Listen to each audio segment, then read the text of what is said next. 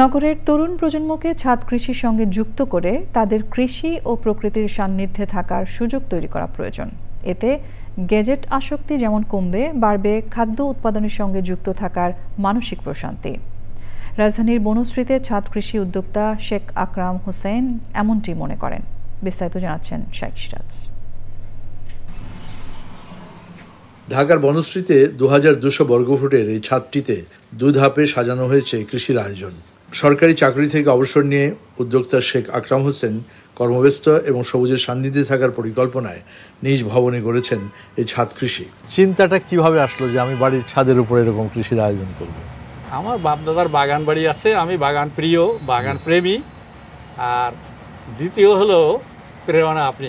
এখানে যা শাকসবজি হয় এ দিয়ে তো আপনার তো হয়ে যায় এবং উদ্বৃত্ত তো থাকে। উদ্বৃত্ত আমার আত্মীয় স্বজনকে ডিস্ট্রিবিউট করি। এই সিজনে আমার কোনো তরকারি কিনতে হয় নাই। এখন এখান থেকে শুধু পারিবারিক পুষ্টি চাহিদাই মিটছে না, নিয়মিত পরিশ্রমে দূর হচ্ছে তার শারীরিক অসুস্থতাও। সকালবেলা 2 ঘন্টা এখানে কাজ করি, আমার ব্যায়াম করা হয়ে যায়। ডায়াবেটিসের রোগী হাঁটতে হয়, আমার হার্ট অপারেশন আছে, বাইপাস। তবে তার আশঙ্কা, নগরে বেড়ে ওঠা নতুন প্রজন্ম হারাচ্ছে কৃষি এবং প্রকৃতির প্রতি টান। অনেক রিকোয়েস্ট করি যে বাবা আসো, দেখো একটা গাছে ফুল ফোটে, ফুল থেকে একটা বের হয়, তারপর আস্তে আস্তে বড় হয়, সবজি হয়, একটা ফল হয়, তোমরা একটু দেখো। কিন্তু ইন্টারেস্টেড না, তার কারণে এরা আসক্ত হয়ে গেছে মোবাইলে। ডিভাইসটা ছিল তোমার হাতে একটা গ্যাজেট, এটা কি বলো তোমরা গ্যাজেট। তুমি সারাদিন কতক্ষণ সময় এখানে কাটিয়েছো?